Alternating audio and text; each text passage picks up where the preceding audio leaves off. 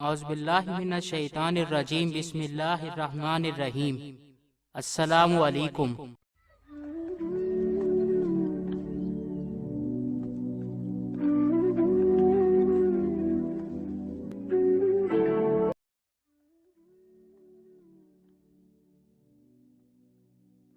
عظمی voice کے معزز subscriber, کیا آپ نے کبھی ایسی آواز سنی ہے جو دل کے تاروں کو چھو لے، روح کو وجد میں لے آئے؟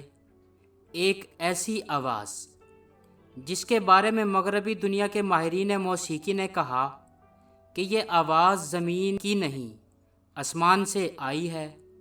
جی ہاں، ہم بات کر رہے ہیں عالم اسلام کے مایہ ناز اور بے تاج بادشاہ امیر القریٰ شیخ محمد رفعت رحمۃ اللہ علیہ کی، وہ قاری جنہیں ریڈیو قاہرہ کی تاریخ میں پہلی بار تلاوت کا شرف حاصل ہوا، جن کی آواز آج بھی دلوں کو گرما دیتی ہے۔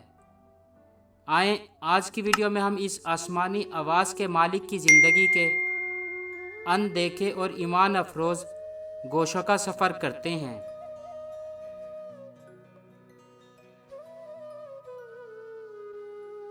پیارے دوستو، شیخ محمد رفعت رحمۃ اللہ علیہ 9 مئی سن 1882 کو مصر کے دارالحکومت قاہرہ کے ایک معزز خاندان میں پیدا ہوئے۔ ان کے والد محمود رفعت پولیس افسر تھے۔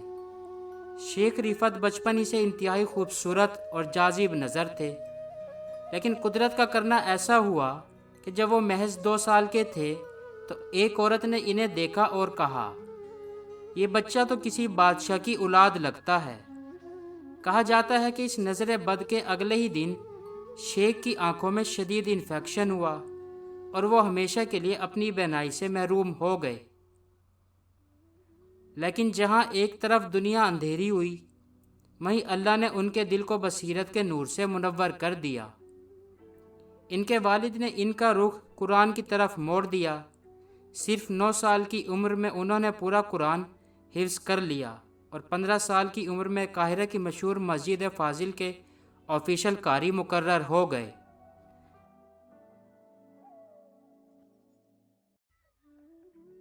پیارے دوستو، شیخ محمد رفعت کا انداز تلاوت سب سے جدا تھا۔ وہ جب تلاوت کرتے تو لگتا کہ وہ خود آیات کے معنی میں ڈوب چکے ہیں۔ وہ صرف پڑھتے نہیں تھے بلکہ قرآن کے پیغامات کی تصویر کشی کرتے تھے۔ عذاب کی آیات پر ان کی آواز میں خوف خدا ہوتا اور رحمت کی آیات پر امید کی جھلک۔ سال 1934 میں جب ریڈیو قاہرہ کا باقاعدہ آغاز ہوا تو سب سے پہلی آواز جو اس ریڈیو سے نشر ہوئی وہ شیخ محمد رفعت کی تھی۔ انہوں نے سورہ الفتح کی آیت اِنَّا فَتَحْنَا لَكَ فَتْحًا مُبِينًا سے ریڈیو کا افتتاح کیا۔ اس کے بعد تو جیسے پورا مصر ان کا دیوانہ ہو گیا۔ ہر منگل اور جمعے کو جب ان کی تلاوت نشر ہوتی تو قاہرہ کی سڑکیں سنسان ہو جاتی، لوگ دکانیں بند کر کے ریڈیو کے گرد جمع ہو جاتے تھے۔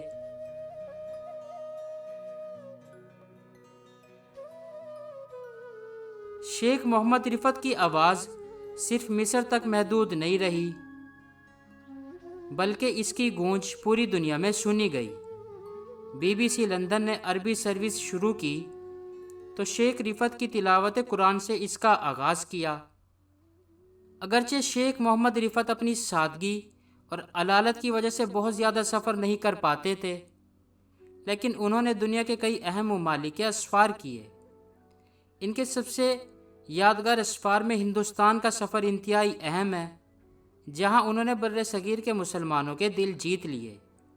اس کے علاوہ انہوں نے شام، لبنان اور فلسطین کا سفر بھی کیا، جہاں لاکھوں کی تعداد میں لوگ ان کی ایک جھلک دیکھنے اور تلاوت سننے کے لیے امڑ آئے۔ حتیٰ کہ غیر مسلم بھی ان کی آواز سن کر مبہوت رہ جاتے تھے۔ BBC کے ایک افسر نے ان کے بارے میں کہا تھا، یہ آواز دلوں کو پگھلانے کا جادو جانتی ہے۔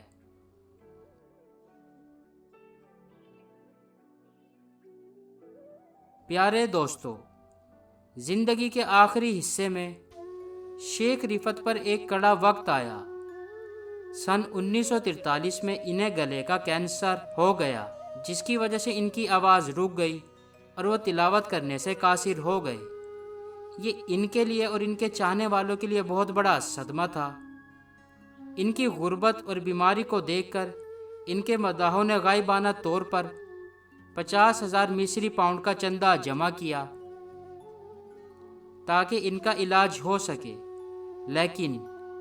लेकिन इस मर्द कलंदर की गैरत और बेनियाजी देखिए, उन्होंने ये खतीर रकम लेने से इनकार कर दिया और तारीखी जुमला कहा, कुरान का कारी कभी भीख नहीं मांगता, मैं अल्लाह के फैसले पर राज़ी हूँ। उन्होंने अपनी आखिरी जमा पूंजी भी गरीबों में बांट दी।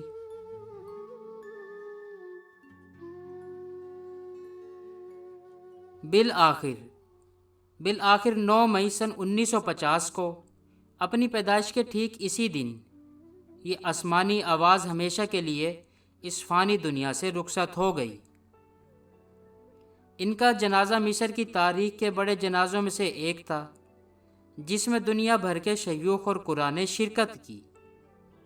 दोस्तों, शेख मोहम्मद रिफत आज हम में नहीं हैं, लेकिन इनका अंदाज़ और इनकी रिकॉर्डिंग्स आज भी दुनिया भर के कारियों के लिए मशअले राह हैं। कारी अब्दुल बासित अब्दुल समद रहमतुल्लाह अलैह ने इनके बारे में सच कहा था कि शेख रिफत एक मौजज़ा थे जो दोबारा कभी पैदा नहीं हो सकता। अल्लाह ताला इनके दर्जात बुलंद फरमाए, आमीन। दोस्तों, अगर आपको शेख मोहम्मद रिफत की ज़िंदगी पर यह वीडियो पसंद आई हो, इसे लाइक करें, कमेंट में अपनी राय दें और चैनल को सब्सक्राइब करना ना भूलें। मिलते हैं अगली वीडियो में। अल्लाह हाफिज़।